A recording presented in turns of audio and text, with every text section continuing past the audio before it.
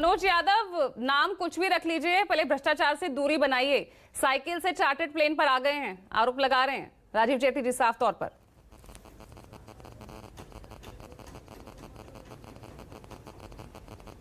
बिल्कुल बिल्कुल सही कहा पूजा जी। 5 मिनट से ज़्यादा के वक्तव्य में बीजेपी के प्रवक्ता ने जिस तरीके से बातें रखी, उसमें एक लाइन है कि उनकी पार्टी के कार्यकर्ता और सांसद से लेके विधायक तक सब सड़क पे हैं।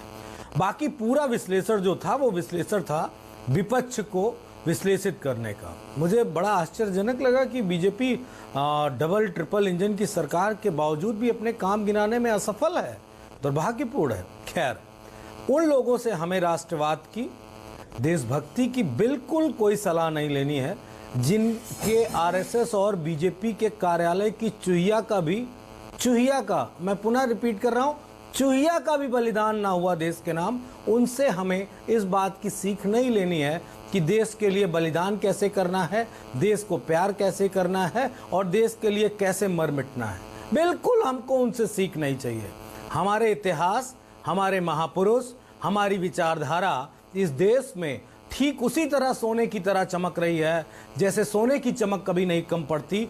वैसे समाजवादी विचारधारा के नेताओं की इस देश के नाम बलिदान होने की कथाएं कभी फीकी नहीं पड़ेंगी। वो देश के पहले समाजवादी भगत सिंह हो जिन्होंने समाजवाद की बात की हो, चाहे डॉक्टर राम मनोहर लोहिया जी हो, चाहे और भी जितने समाजवादी पार्टी के नेता रहे हो, सब ने इस देश के नाम अपने योगदान देश की आज़ादी से लेके अब तक दिया है डेवलपमेंट करने में।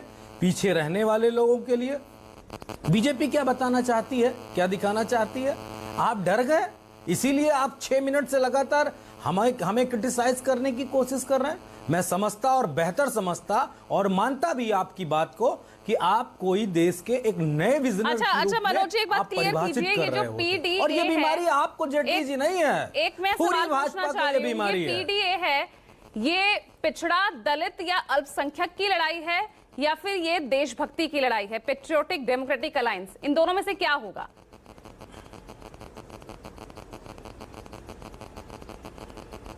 देखिए, समाजवादियों की नजर में इस देश में पिछड़ा, दलित, अल्पसंख्यक, गरीब, किसान, मजदूर, नौजवान, माताएं, बहनें, इन सब के हक की लड़ाई है।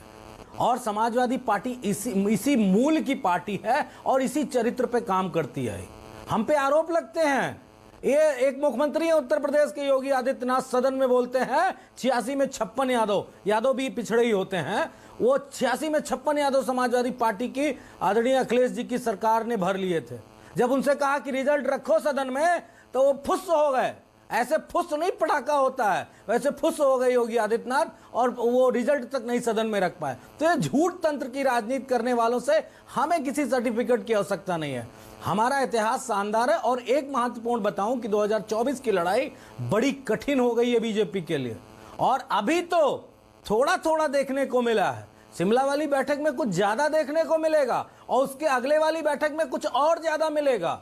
तब मुझे लगता है बीजेपी की बेचैनी और बढ़ जाएगी। लेकिन एक चीज का बीजेपी को धन्यवाद दूंगा, एक आध और ईडी सीबीआई का इस्तेमाल कर लो किसी स्टेट में और आनंद आ जाएगा। मैं तो सलाह देता हूं, प्रधानमंत्री मोदी जी आज ही आए हैं रात में ना, मैं आपको मोदी जी सलाह दे रहा हूं, भेजिए ईडी सीबीआई। इस गठबंधन को और मजबूत करने का श्रेय मैं आप ही को दे दूंगा, भेज दो। और मैं फिर बता रहा हूं, मेरी इस लाइन का विश्लेषण ले लीजिए इस पैनल में बैठे लोगों से, जितना सीबीआई ईडी के इस्तेमाल होगा ये गठबंधन उतना ही मजबूत होगा और जनता उतनी तेजी से हमारे साथ जुड़ेगी। इसमें कोई शक और शुबहा नहीं रह जाता है पूजा जी। अब ठीक है, मैं